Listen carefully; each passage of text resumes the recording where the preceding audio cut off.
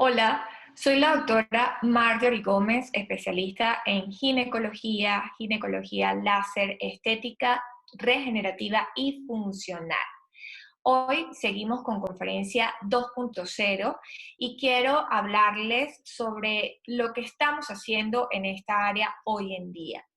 Si bien es cierto, la ginecología estética nace hace 20 años por el doctor David Macleod, quien quiso traspolar todo lo que estaba viendo a nivel de lipólisis y lo que era lipomodelación, lo que era utilizar el láser en piel, pues quiso adaptarlo a lo que era el área ginecológica y pues hoy estamos acá. Yo voy a empezar entonces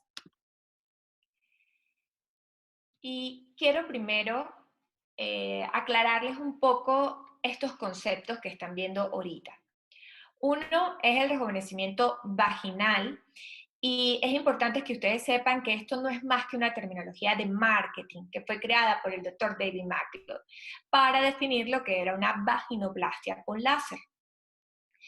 Y además, pues hoy en día es utilizada a nivel vaginal utilizando o no el láser. Luego voy al concepto de ginecología estética o cosmetoginecología, donde a muchos, quizás, sobre todo en el área ginecológica, pues cuando escuchan la palabra estética, les suele sonar un poco raro o banal, ¿no? Pero entonces quiero que busquen y los invito a buscar el concepto de estética, y estética no es más que aquello que percibimos como hermoso, y si utilizamos esta palabra como adjetivo, me va a describir a ese sujeto. Entonces, lo que prácticamente estamos hablando es de que es una ginecología hermosa. Si esto es cierto, ¿por qué nos causa picor o prurito hablar de ginecología estética? ¿Por qué pensamos en que no tiene fundamento o que no crea ningún objetivo o mejora de la mujer? Incluso si hablamos de la cosmetología se encarga de cuidar, de mejorar alguna parte del cuerpo. Y podemos hablar de que incluso la cosmética nos lleva, nos ayuda a obtener un producto estético. Entonces, siendo esto así, pues definitivamente es un término que podemos aplicar sin ningún tipo de problema, porque estamos hablando y seguimos hablando de mejorar la calidad de vida de nuestras mujeres. Si bien es cierto que nuestro cuerpo a través del tiempo va a tener cambios, los genitales femeninos no están exentos de ese cambio. Entonces tenemos lo que es la piel de la vulva, que tiende a adelgazarse y presentar hiperpigmentación. Si bien es cierto, la hiperpigmentación se puede dar en el tiempo, y esto es importante que nosotros se lo expliquemos a las mujeres, pues van a haber factores que por supuesto pueden empeorar esta hiperpigmentación. Tenemos los labios menores, pueden aumentar de tamaño. Los labios mayores se exponen a cambios, igual la grasa disminuye, la piel se adelgaza.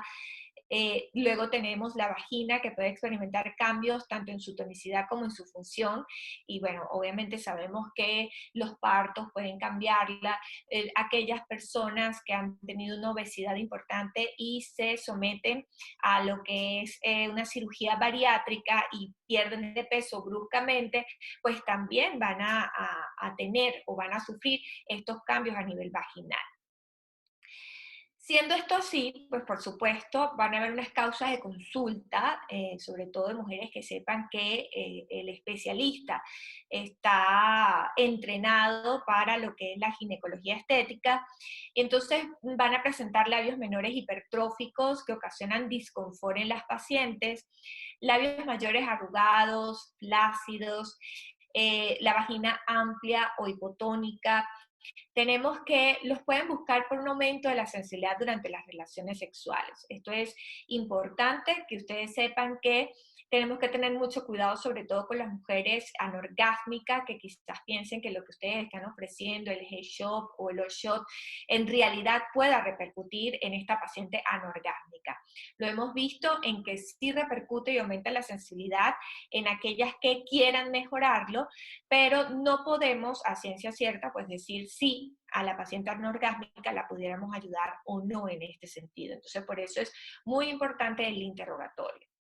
Tenemos la sequedad vaginal, que si bien muchos de ustedes son ginecólogos y pueden decir, bueno, la sequedad vaginal siempre ha aparecido, pero era como que un grupo de mujeres que lo manifestaban y finalmente lo que se terminaba diciendo era que, bueno, por los cambios hormonales usted va a presentar esta sequedad vaginal y punto, y no se le da como la mayor atención, o simplemente nos limitábamos porque no queríamos enviar terapia de reemplazo hormonal, pues actualmente existen otras herramientas que podemos tener a la mano no hormonales.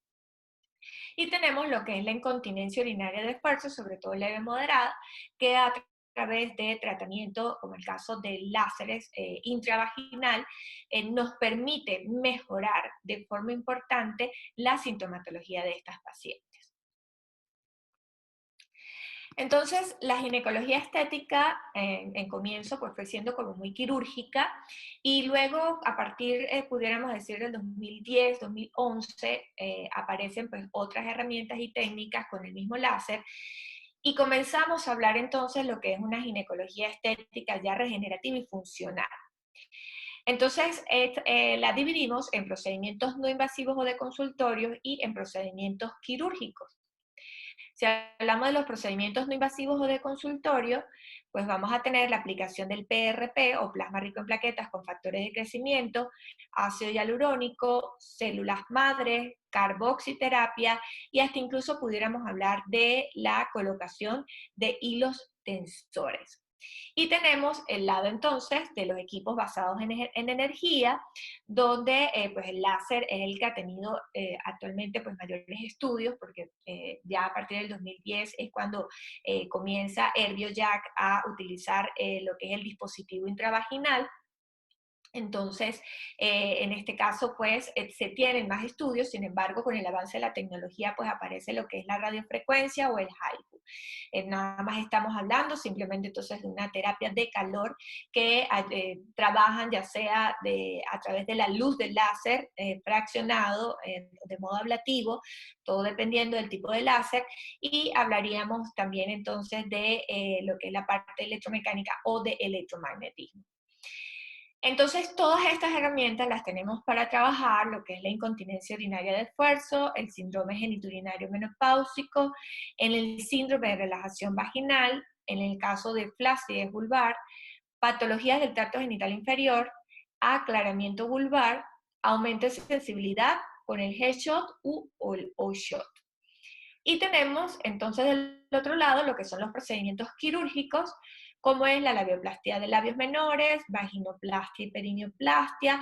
Nosotros aquí pues solemos dividir lo que es la técnica porque en ocasiones pudiéramos hacer un tratamiento intravaginal con láser o si lo que queremos es mejorar la amplitud, aplicar el tensado vaginal y lo podemos combinar con una perineoplastia, dependiendo entonces del diámetro del hiato, lo que es también el diámetro del periné, que es importante para nosotros para saber si en realidad entonces podemos trabajar o no, o por supuesto inesteticismo también de la zona perineal por episiotomías. Tenemos lo que es la lipomodelación del monte de Venus, plastia de capuchón, lifting de labios mayores y lipotransferencia grasa. Comenzamos con los procedimientos no invasivos o de consultorio, y quiero simplemente aclarar ciertos conceptos. Tenemos primero la incontinencia urinaria de esfuerzo, que es causa de consulta frecuente en uroginecología y afecta un porcentaje importante de la población femenina, según la Sociedad Internacional de Continencia, habla hasta de un porcentaje de un 30%. Y es definido entonces como la pérdida involuntaria de orina asociada al esfuerzo, actividad física, tos o estornudo que origina un problema social o de higiene. Cuando hablamos del síndrome geniturinario menopáusico, esto es un concepto que entra desde el 2014, porque siempre se hablaba de solo atrofia, pero actualmente sabemos que no solamente ese signo de atrofia que se puede ver en vagina es lo que afectaba a nuestras mujeres, sino que es una serie, un conjunto de síntomas y signos. Tenemos síntomas como la sequedad vaginal, disminución de la lubricación, por lo tanto esto lleva a dolor en las relaciones sexuales, sangrado postcoital, disminución de la excitación, orgasmo y deseo, irritación, ardor, mayor frecuencia urinaria. Y si hablamos de los signos, tenemos disminución de la secreción, disminución de la elasticidad, palidez o eritema, pérdida de la rugosidad, eversión de la mucosa uretral, retracción del introito y un tejido frágil. Pero existe el concepto de salud vaginal o vulvovaginal, que no es más que el estado de la vulva y de la vagina que mantiene las condiciones fisiológicas adecuadas a la evolución de la edad de la mujer, que no produce sintomatología local y permite una vida sexual satisfactoria. Y por ello tenemos que velar nosotros. ¿Qué consecuencias le puede traer esta atrofia a las mujeres? Tenemos que la atrofia nos puede llevar a una dispareunia, por supuesto un disconfort, a un vaginismo secundario, a una relación sexual no satisfactoria y a la disminución del deseo y de la satisfacción sexual de la mujer. Fíjense bien que la relación entre la sintomatología genital y sexual pues suele ser muy compleja, pero es reportado en el 2014, reportan que 64% de 100 mujeres posmenopáusicas dicen tener dolor en las relaciones sexuales.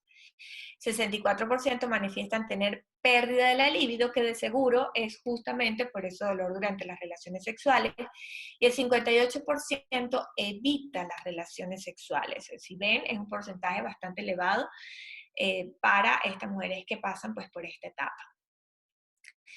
Luego tenemos lo que es el síndrome de relajación vaginal y es definido entonces como la alteración del sostén de la vagina, donde las paredes pierden el grosor, elasticidad y el suelo pélvico se relaja. Como consecuencia de los partos, la obesidad, los cambios hormonales, el envejecimiento natural, que provoca la ausencia del placer sexual o pérdida de orina con el esfuerzo.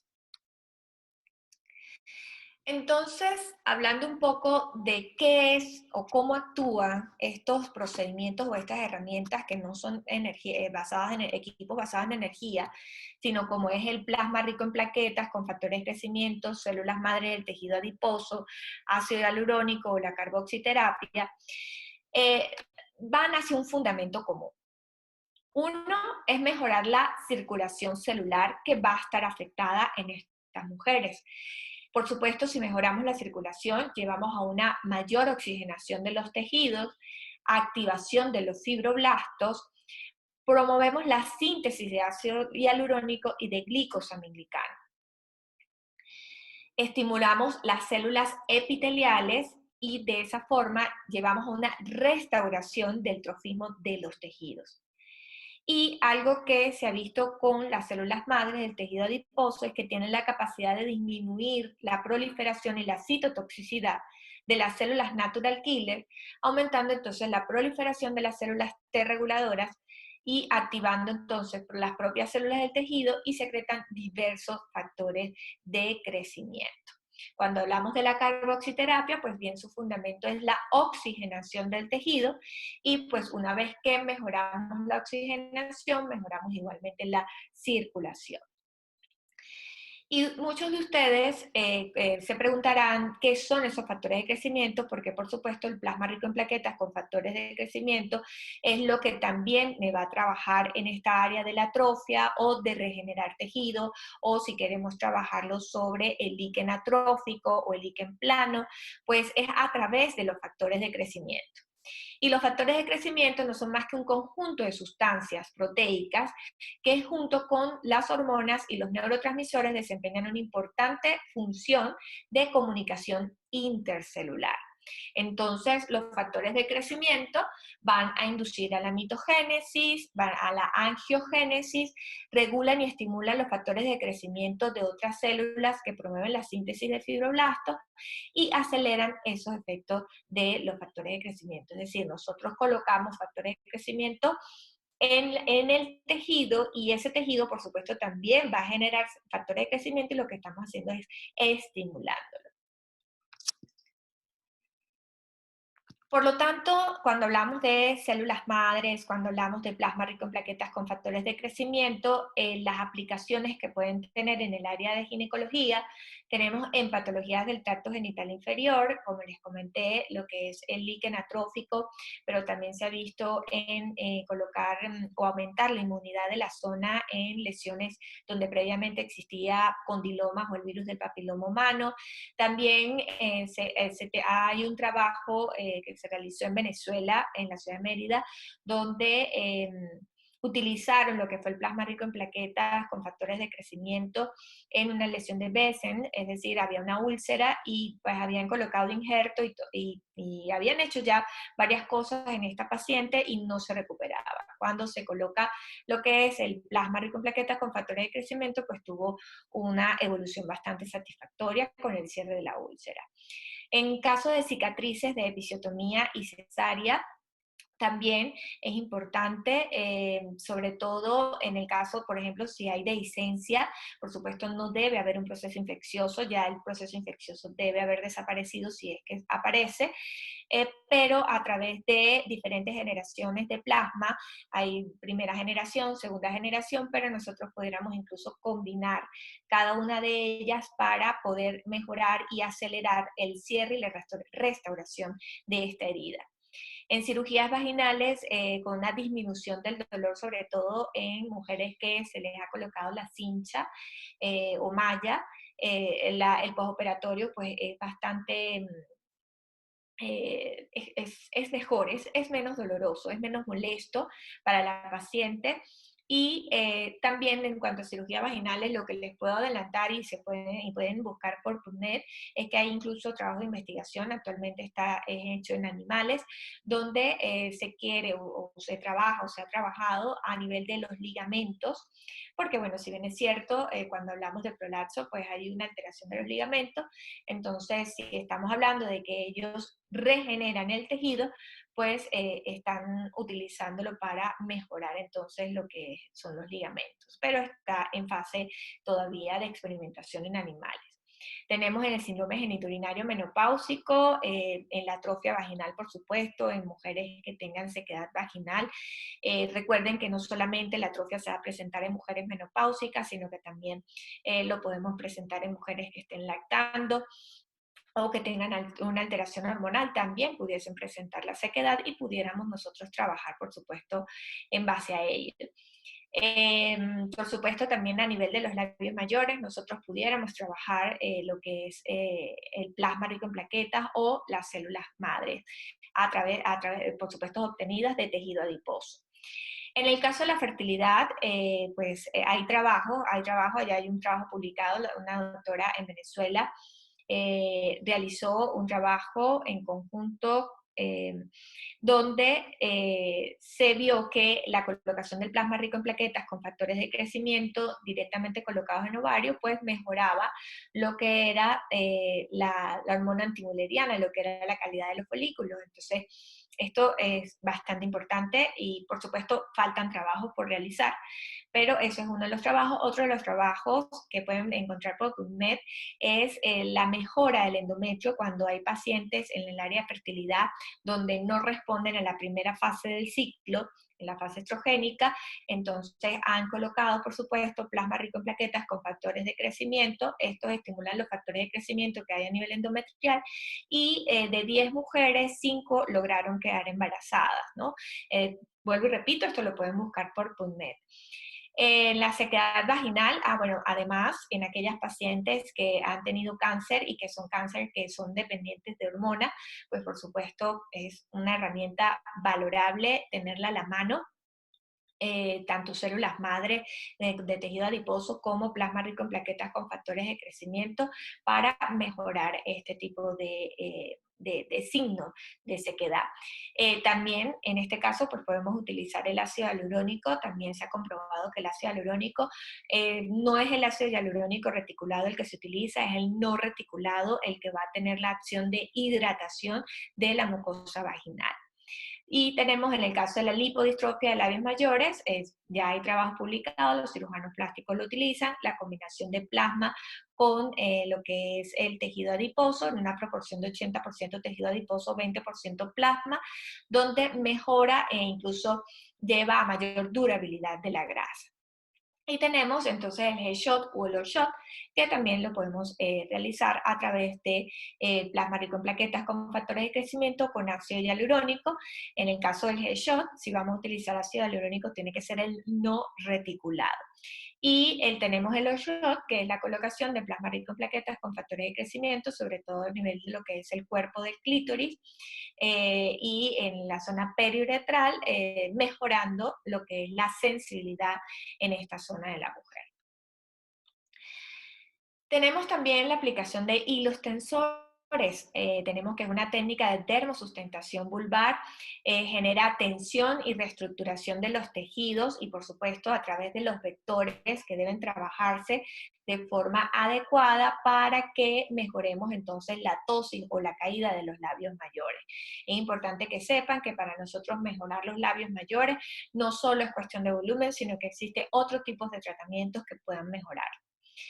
El caso de los hilos, pues su material es de proleno, de polidoxanona, sin embargo actualmente pues ya hay incluso la polidoxanona es reabsorbible y vienen con unos hilos lisos y unos hilos espiculados. Entonces los hilos espiculados me dan la sustentación y finalmente los hilos lisos o de twist, como le llaman, que es como enrolladito, también nos ayudan en lo que es la redensificación entonces de la piel y esas dos en conjunto pues me ayudan a la mejora de la tosis de los labios mayores.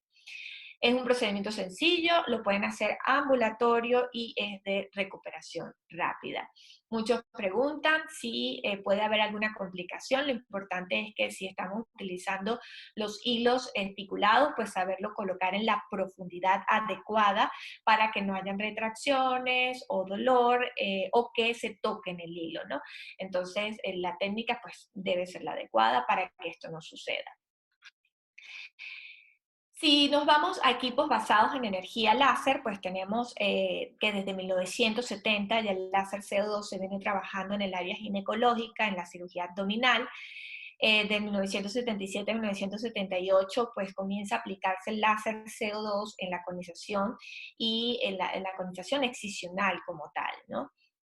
Tenemos luego en 1979, pues se utilizó en la laparoscopia para adherenciolisis, foco de endometriosis, y tenemos que en 1984 aparece entonces ya no solamente la técnica excisional de CO2, sino que también por medio de la vaporización. En 1987, el Instituto Universitario de Dexus toma en cuenta al láser CO2 como herramienta en las patologías del tracto genital inferior. En 1996 aparece David McLeod con el rejuvenecimiento vaginal con láser. Entonces, fíjense que entre 1987 y 1996, pues siempre hubo como un adormecimiento de, del uso del láser y entonces pues luego aparece David McLeod en las cirugías vaginales para utilizar el láser en estos tipos de cirugías. Luego tenemos lo que es en el 2011, que en 2010-2011 aparece el dispositivo intravaginal láser, donde en principio pues era realizar lo que era el tensado vaginal con láser, y resulta que mejorando la amplitud de la pared vaginal, pues comienzan a tener hallazgos, pudiéramos decir casuales, donde mejoraban aquellas pacientes que tenían un goteo o una pérdida de orina al esfuerzo y además había lubricación. Entonces a partir de ese momento es que se abre la posibilidad de tener el láser como herramienta para este tipo de alteraciones. El láser para muchos puede sonar como que es mágico, pero definitivamente no es mágico. Él tiene una acción a nivel celular o a veces nos quedamos sorprendidos del resultado que nos pueda dar, ¿no?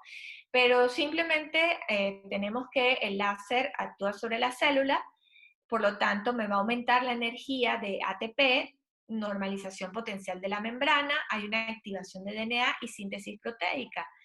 Y a su vez, ella va a producir una multiplicación celular acelerada y va a actuar sobre 3 células primordiales.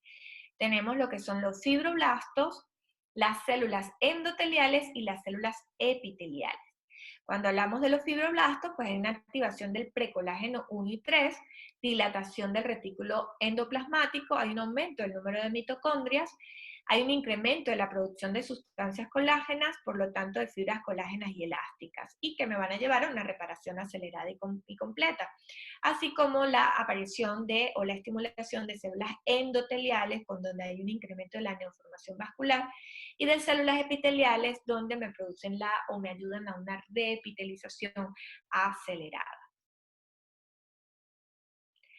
En un principio, voy primero para acá con este video, vamos a ver si lo anda.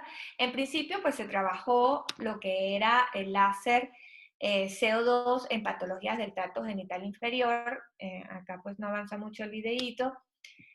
Lo que quería era mostrarles que el láser CO2 pues se puede vaporizar lo que son las lesiones de líquen atrófico, pero de ello a la abstracción quirúrgica, abstracción de fotovaporización, pues pasa a lo que es el tensado vaginal o bien trabajado como láser intravaginal, porque lo podemos utilizar para tensado, lo podemos utilizar para casos de atrofia vaginal o en el caso de la falta de lubricación.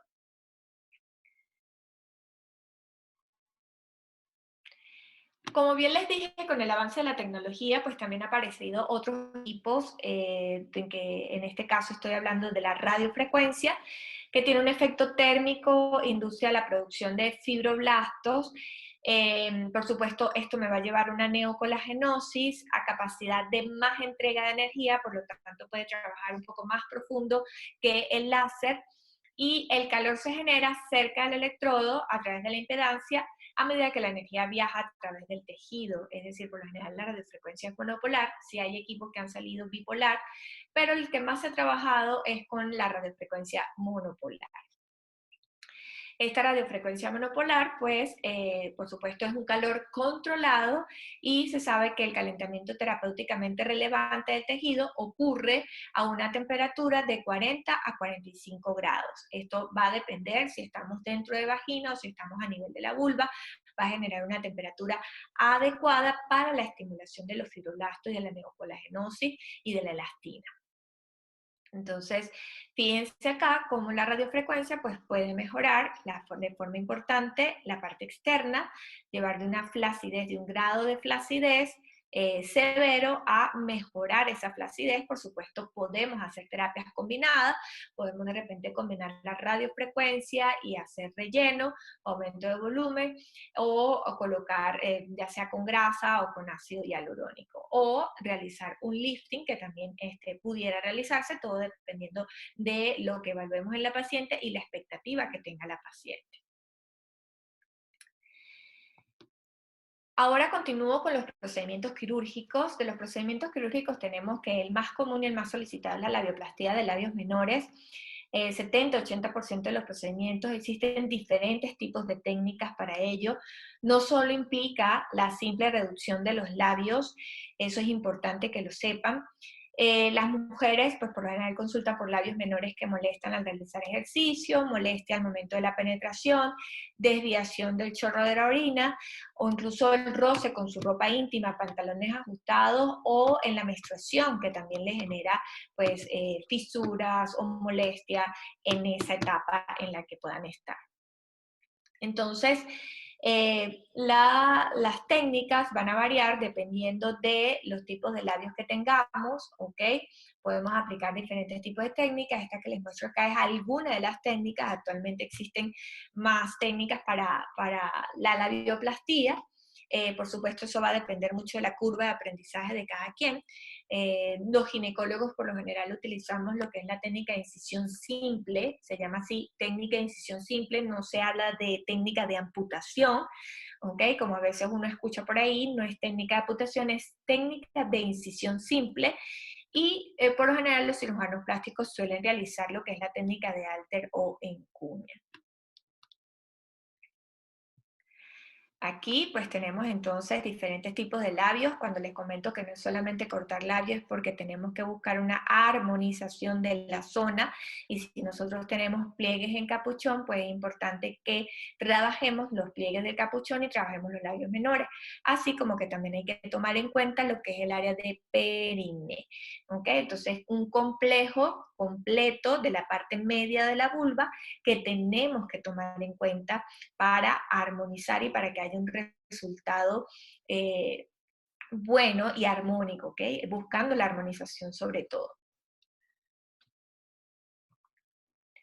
Acá, un caso de labioplastia de labios menores, fíjense que no había una hipertrofia como tal de labios menores, sino un oscurecimiento y una flacidez importante. En este caso, cuando la flacidez es importante, pues no cabe lo que es el aumento de volumen. Entonces, en este caso se hizo lo que fue el lifting y este es el después al mes y medio. Por supuesto, si no estamos entrenados en ello, porque puede parecer muy fácil hacer una incisión simple de labios, pero no lo es, se presentan complicaciones o desaciertos. Yo diría que esto que les estoy mostrando ahorita no es una complicación.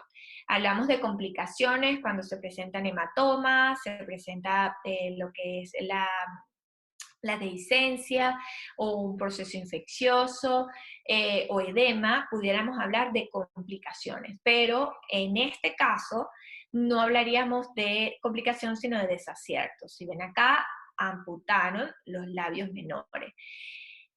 En ese caso, le podemos ocasionar dolor o una dispareunia o una vulvodinia a esta paciente. Entonces, una vulvodinia secundaria. Entonces, es importante, por ello, que nos entrenemos, que estemos en las mejores manos para evitar justamente estos desaciertos. El capuchón se toca, si se toca, hay que hacer la plastia del capuchón del clítoris de una forma restaurativa o reconstructiva, todo depende. La reconstructiva suele hacerse sobre todo en pacientes con líquen plano, donde hay un borramiento del área genital, pues bueno, ahí trabajamos de forma reconstructiva y tenemos la forma restaurativa. Indicaciones, tenemos entonces que para hacer plastia del capuchón va a ser primero por armonía del área genital. Luego nos vamos a hacer una disminución o ausencia del orgasmo clitoridio, que puede suceder cuando sobre todo el capuchón es redundante en la parte anterior. Tenemos en patología vulvar, como en el caso del líquen plano, o en la parte de la higiene vulvar, porque estas son mujeres que normalmente te refieren que se sienten húmedas. Entonces, cuando ustedes ven, está la duplicación labial hacia capuchón y los labios menores, y se forma como un surco donde suele acumular ciertas secreciones. Y eso es lo que hace que quizás algunas mujeres pues manifiesten esa sensación de humedad constante. Tenemos que también entonces en el caso de la fimosis del glande del clítoris, si ven acá, es un glande que casi no se nota, ¿ok? Y podemos hacer entonces separarlo y exponerlo lo suficiente como para que tenga su estímulo. Y tenemos entonces lo que son los pliegues laterales del capuchón, que acá lo están viendo, y que forman las fisuras que les he comentado anteriormente. Complicaciones sí pueden haber dehiscencia, hematomas, infección, edema. Sin embargo, si utilizamos la potencia adecuada con el láser, si utilizamos pinza para hacer la labioplastía y sabemos muy bien que no deberíamos de cortar por encima de la pinza, si estamos utilizando una pinza traumática, porque resulta que le estamos quitando la vascularización de ese borde y por ello pudiera haber dehiscencia. Entonces tenemos que saber que si estamos utilizando una pinza traumática, el corte debe ser por debajo de la pinza para justamente evitar esto. Hematomas lo pueden manejar muy bien a posterior con lo que se llama con crioterapia, con terapia fría, por 2 días, 3 días, lo manejan bastante bien.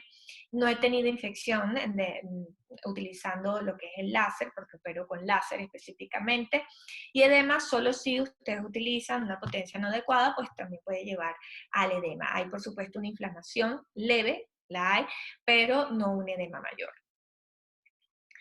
Si nos vamos a la vaginoplastia y perineoplastia, es el procedimiento destinado a devolverles a los músculos vaginales la tonicidad perdida por partos, estreñimiento crónico, obesidad o por el envejecimiento. Es el procedimiento destinado a reconstruir o a cambiar el aspecto de la vagina, ya sea por razones funcionales o estéticas, ¿no? Aquí yo siempre me detengo porque, bueno, a veces dicen, bueno, pero la técnica es la misma. Ciertamente sí, simplemente se sustituye la herramienta del láser por el bisturí. Pero no esperamos a que la paciente tenga prolapso, a que tenga un prolapso 2, 3 para poderla operar, sino simplemente si tenemos un amplitud importante y además tenemos una pérdida del diámetro del hiato y del periné, pues por supuesto, entonces realizamos este tipo de cirugía. Por supuesto, se le dice a la paciente si tiene paridad cumplida es lo mejor, pero va a depender mucho del daño que haya sufrido ese canal vaginal, ¿no? Ya comenté, por partos, por estreñimiento. Entonces, acá, fíjense que si bien buscamos o se busca lo que es la parte estética, también mejoramos la parte funcional, con el transverso superficial que se encuentra desgarrado y, por supuesto, en conjunto con el bulbo cavernoso. Entonces, lo que se busca es volverlos a afrontar en su parte media para que haya fuerza en ese piso perineal. En el caso de la perineoplastia, pues fíjense que se utiliza para muchas cosas. Uno para el inesteticismo adquirido o por intervenciones previas, el hiato genital mayor a 3 centímetros y un cuerpo perineal menor a 3 centímetros, fisuras persistentes en comisura posterior por estrechez del introito vaginal o estrechez por procedimientos previos. Entonces nosotros podemos, en el caso de la perineoplastia, podemos buscar reducir si incluso tenemos piel redundante en la zona, o podemos ampliar si hay algún problema de estrechez. Acá les muestro lo que es la cirugía con láser, el caso de una perineoplastia,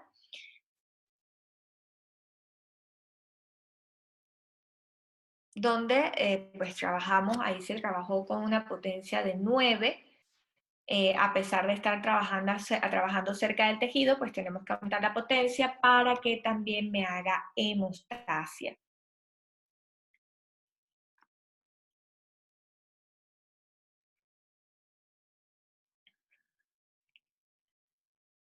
Y se maneja de modo continuo.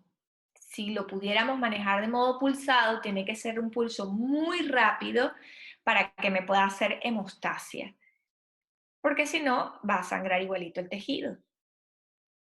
Acá hacemos entonces nuestro triángulo en la parte anterior hasta el hiato, porque estamos haciendo solo perineoplastia.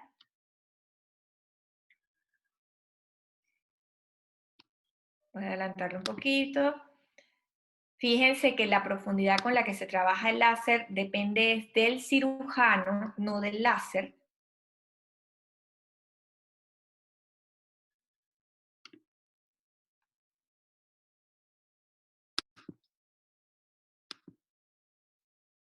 Y, por supuesto, trabajarlo lento para que me haga corte y hemostasia. Acá con el láser no es como los equipos de electrocirugía, donde tenemos corte y hemostasia, sino que de una vez él hace el corte y la hemostasia. Eso sí, el láser CO2 logra hacer hemostasia solo en vasos menores a 0.5 milímetros.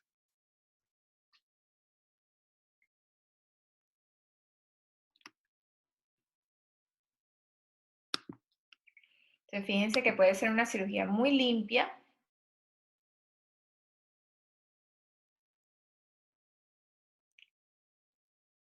Okay. Tenemos el lifting de labios mayores y liposucción del monte de Venus. Como tratamientos también, en este caso pues les estoy mostrando es el lifting de labios mayores, que se puede realizar con bisturí, se puede realizar con láser, pero bueno, muchos preguntan, pero bueno, ¿cuál es la diferencia? ¿Por qué tengo que utilizar un láser? Bueno, un láser, o en el caso del láser CO2, que es bastante versátil y que lo puedes utilizar de forma quirúrgica, lo puedes utilizar para vaporización, resulta que te da un beneficio de una cicatrización mucho más rápida. rápida, de no dolor, el ardor que de repente sus pacientes les genera al realizar algún tipo de tratamiento con el equipo de electrocirugía, esto no lo van a ver en el láser. Incluso si hablamos de patología del tracto genital inferior, hacer una vaporización de cuello, no hay la leucorrea o el flujo que pudiera generar el equipo de electrocirugía. Entonces hay muchas cosas que te permiten puntos a favor, como es la comodidad incluso del cirujano, pero también el post-tratamiento y la recuperación de la paciente, ya sea en post-tratamiento o post-cirugía, que es totalmente diferente. Lo que ustedes ven en una cicatrización de 15 días con el equipo de electrocirugía, a la semana ya ustedes ven a la paciente recuperada. Entonces el proceso de regeneración es mucho más rápido y es una de las ventajas que tiene. Entonces el lifting nosotros lo podemos realizar con láser sin ningún tipo de problema. El lifting lo que consiste es en quitar piel, vemos qué tanto debemos resecar de piel y hacemos la resección necesaria para que ocurra la mejora de esa flacidez. Entonces vuelvo y repito, no toda flacidez de labios mayores se va a resolver con un aumento de volumen. Tenemos la lipo de Monte de Venus o lipomodelación de Monte de Venus. Esta es una paciente, bueno, que le habían hecho una dermolipectomía, pero tenía un aumento en su zona de Monte de Venus. Aquí podemos ver dos cosas. Podemos ver solo el aumento o podemos ver que el aumento se acompañe de la ptosis del Monte de Venus. Entonces, si eso es así, pues tenemos que tratar las dos cosas. Y dependiendo del grado de ptosis, pues entonces lo trabajamos de una u otra forma. Finalmente, pues todo esto que les he hablado tiene una evidencia científica. Sí es cierto que quizás hacen falta trabajos combinados, aleatorizados o de mayor muestra, pero existe evidencia científica en lo que es en el área de ginecología estética. Aquí les traigo el láser, por ejemplo, el láser fraccionado CO2 como tratamiento del síndrome genitourinario y la menopausia, revisión de la evidencia y recomendaciones de uso. Esto fue en el 2016. Les tengo lo que es el plasma rico en plaquetas con factores de crecimiento del síndrome genitourinario menopáusico con tratamiento con plasma rico en plaqueta, que fue publicado en la revista de Obstetricia y Ginecología de Venezuela en el 2017, donde obtuvieron un 71% de mejoría de estas pacientes. No es despreciable el porcentaje de mejoría, sobre todo en el caso de las pacientes con atrofia, con incontinencia. Si quizás es cierto, no llegamos a un 100%, por lo menos en el caso del láser estamos hablando de que hay una mejora de un 80 o un 85% cuando lo trabajamos, incluso puede llegar a un 90%. Y tener aquellas pacientes que han tenido incontinencia urinaria de esfuerzo leve, que son jóvenes, que van al urólogo y que de repente no tienen una indicación quirúrgica y quizás las mandas para fisioterapia, pero no cumplen con las sesiones, el hecho de realizar el láser intravaginal en primera sesión, ya ellas logran mejorar. Unas logran mejorar hasta un 100%, otras mejoran hasta un 80%, pero que vuelvo y repito, no es nada despreciable para nuestras mujeres. Incluso, aún no siendo indicado el láser en la incontinencia urinaria severa, o de moderada severa, esas pacientes que de repente utilizaban 12 toallas al día, 15 toallas al día, en el día, logran disminuirlo a 5 toallas en el día, y para ellas eso es genial, aunque no le logramos quitar, por supuesto, la incontinencia o curarla, por decirlo así, mejoramos su calidad de vida. ¿Por cuánto tiempo puede durar esto? Que se pueden estar haciendo la pregunta. Esto puede durar por 12 meses, puede 12 meses a 18 meses, todo depende del antecedente de cada paciente, de si estamos en una paciente joven o si estamos en una paciente con una incontinencia llevada a cabo por un hipoestrogenismo. Entonces, la respuesta varía mucho. Tenemos acá, por ejemplo, la radiofrecuencia, también trabajando la laxitud vaginal, si es cierto, incluso la combinación de láser con radiofrecuencia es una excelente combinación, porque la radiofrecuencia pues logra trabajar un poco más profundo que el láser. Entonces mejora lo que es la parte de la flacidez o del síndrome de relajación vaginal. Tenemos acá también, fíjense, lo que es en el caso de incontinencia urinaria, también se ha trabajado lo que es la radiofrecuencia. Tenemos acá el láser CO2 para la mejora de la dispareunia del doctor del doctor Stefano Salvatore. El doctor Stefano Salvatore pues tiene muchas publicaciones. Tenemos también lo que es el tratamiento entonces, en este caso del nervio Jack en la incontinencia urinaria por el doctor Jack Pardo.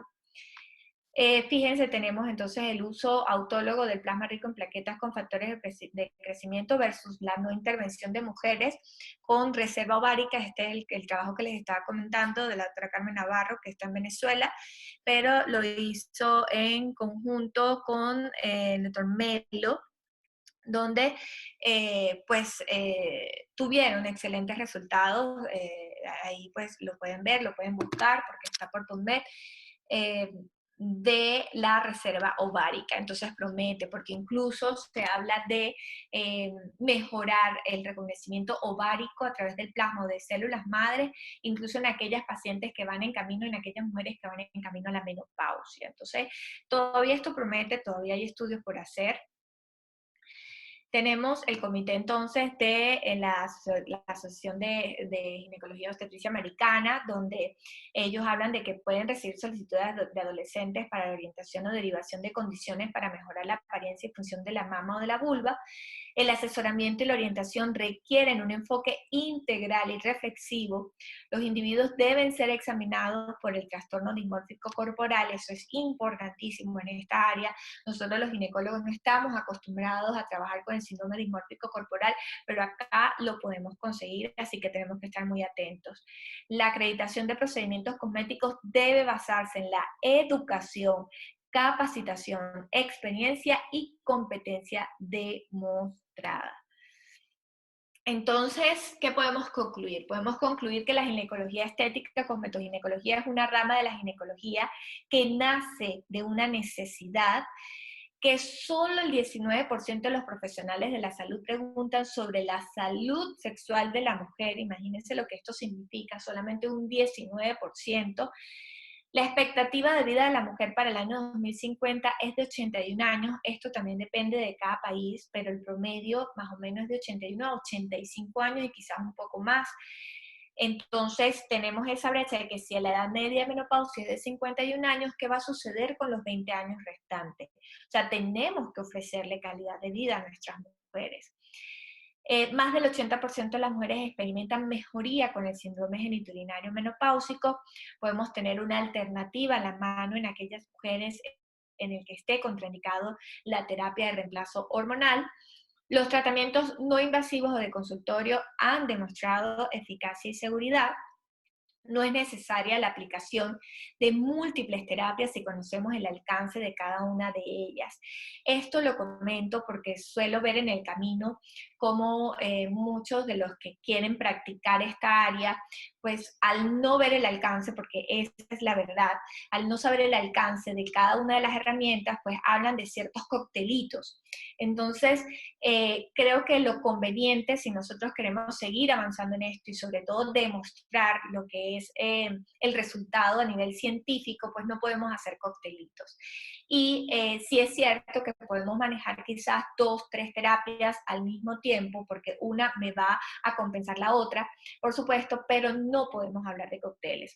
Entonces, esto es importante y esto quiero que lo tomen en cuenta porque definitivamente si no conoces el alcance de lo que estás trabajando, pues va a suceder esto. Hay evidencia clínica, no obstante hace falta estudios randomizados, comparativos, multicéntricos, aumento de muestra, como siempre nos han dicho. Pues es deber de nosotros, quienes estamos en esta área, pues lograr hacerlo, quizás por nuestro trabajo, sobre todo si trabajamos solo en el privado, no tanto a nivel hospitalario, pues se hace un poco difícil.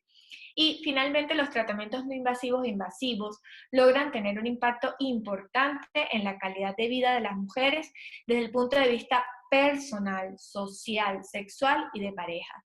Solo piensen que si esto apareció hace 20 años y no hubiese sido efectivo los resultados, ya no existiríamos y seguimos más bien adelante y con una familia que crece cada día más.